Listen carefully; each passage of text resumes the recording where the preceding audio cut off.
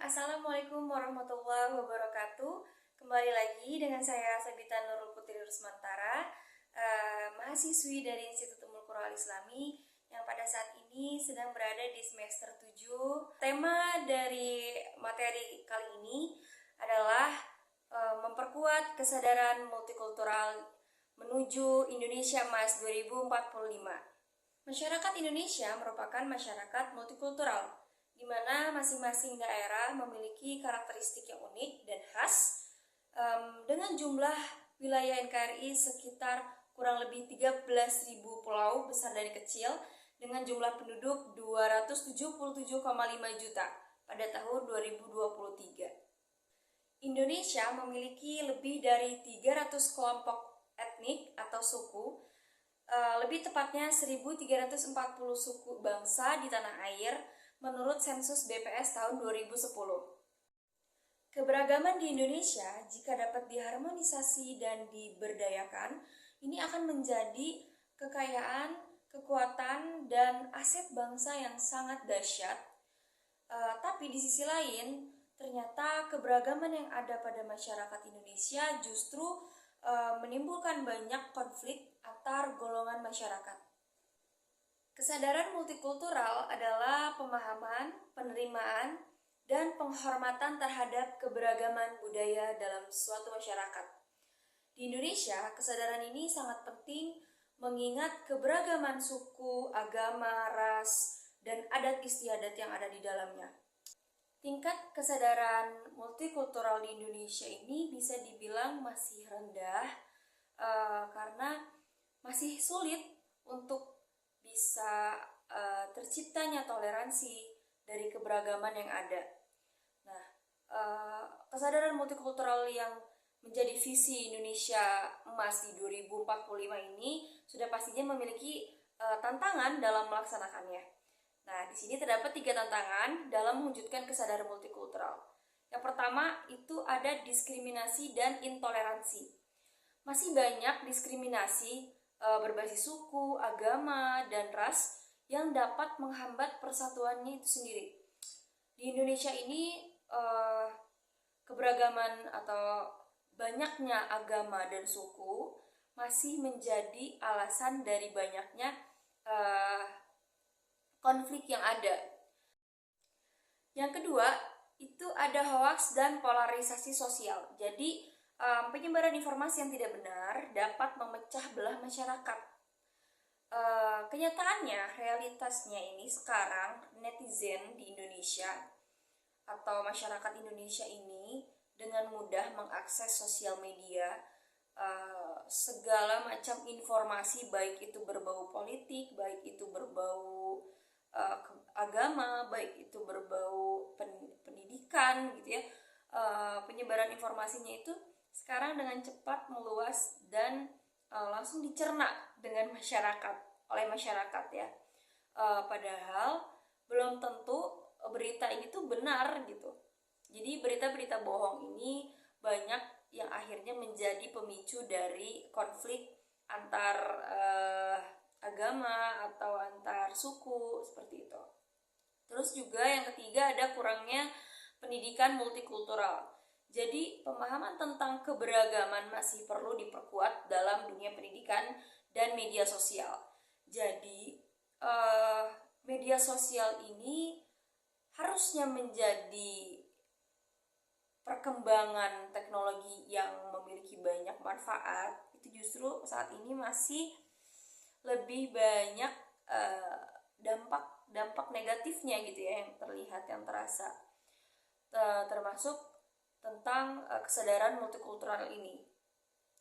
Nah, karena adanya permasalahan atau kesulitan tentang bagaimana kita mewujudkan kesadaran multikultural ini, maka ada atau terciptalah strategi yang sudah pasti menjawab permasalahan-permasalahan tersebut. Jadi strategi yang pertama yaitu adalah pendidikan multikultural. Pentingnya mengajarkan nilai-nilai keberagaman di sekolah dan di keluarga.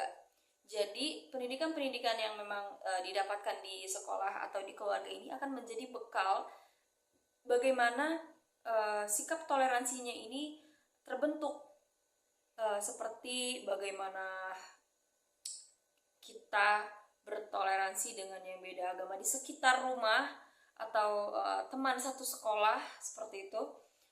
Ketika kita sudah mendapatkan bagaimana pembelajaran dari sekolah dan dari keluarga atau mungkin orang tua lah ya, dari orang tua, nah itu tuh akan menjadi bekal dimanapun kita atau sedang menghadapi apapun, itu tidak akan sensitif terhadap perbedaan. Terus yang kedua, ada penguatan kebijakan inklusif. Jadi pemerintah ini sebaiknya mendorong kebijakan yang adil bagi semua kelompok masyarakat. Di Indonesia ini terkenal begitu banyak kelompok masyarakat yang sepertinya sudah pasti ya ada tentang undang-undang itu. Bagaimana ketika ada perdebatan atau bagaimana suatu kelompok itu berdiri, apa yang harus ada, apa yang harus wajib sebelum mereka membentuk suatu kelompok masyarakat ini, bagaimana gitu, pasti sudah ada kan undang-undangnya, cuman banyak mungkin terlaksananya tidak maksimal gitu. Yang ketiga, ada pemanfaatan teknologi dan media. Media sosial dan digital ini dapat digunakan untuk menyebarkan pesan toleransi dan keberagaman. Jadi dari banyaknya kemudahan yang sekarang ada di media sosial gitu ya, seharusnya ini akan menjadi satu wadah untuk kita bisa menyebarkan bagaimana pesan-pesan toleransi, bagaimana pengetahuan tentang keberagaman Indonesia, indahnya suku ini, indahnya suku ini. Jadi menumbuhkan bagaimana toleransi dan sikap keberagaman atau multikultural yang ada, yang harusnya ada gitu ya. Terus yang keempat, ada peran aktif masyarakat. Jadi masyarakat ini juga harus ikut berperan dalam menjaga keharmonisasian dan tidak mudah terprovokasi. Salah satu kelemahan dari warga dari masyarakat Indonesia itu adalah mudah terprovokasi. Jangankan untuk masalah yang besar ya, ketika ada masalah di satu wilayah mencakup RT ya, rukun tetangga, ini masih di sekitaran tetangga aja, terkadang ketika ada perbedaan itu mudah terprovokasi. Jadi ketika ada satu masalah tentang satu kelompok besar atau satu suku, itu akan menjadi masalah yang luar biasa di Indonesia. Harusnya kita sebagai rakyat Indonesia yang memiliki banyak suku, banyak agama, sebenarnya jika kita bisa melihat dari sisi positif, keberagaman ini tuh indah luar biasa gitu ya. Indonesia ini kaya. Nah, dari pengertian, terus juga tantangan, terus yang ketiga ada strategi. Nah, dapat disimpulkan bahwa kesadaran multikultural ini merupakan kunci bagi Indonesia untuk mencapai visi Indonesia Emas 2045, yaitu menjadi negara maju dengan masyarakat yang harmonis dan inklusif. Diperlukan kerjasama antara pemerintah, lembaga pendidikan, dan juga yang pasti masyarakat dalam membangun sikap toleransi dan menghargai keberagaman itu sendiri.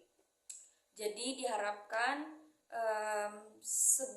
seluruh elemen itu, baik itu pemerintah, masyarakat, dan lembaga pendidikan, ini bisa saling bekerja sama membentuk generasi yang baru nih, generasi 2025 ini menjadi generasi yang lebih kuat toleransinya, keberagaman dan kecintaannya kepada Indonesia lebih kuat lagi.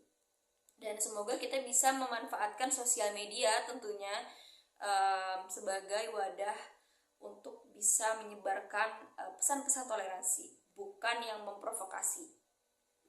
Sekian dari saya. Wassalamualaikum warahmatullahi wabarakatuh.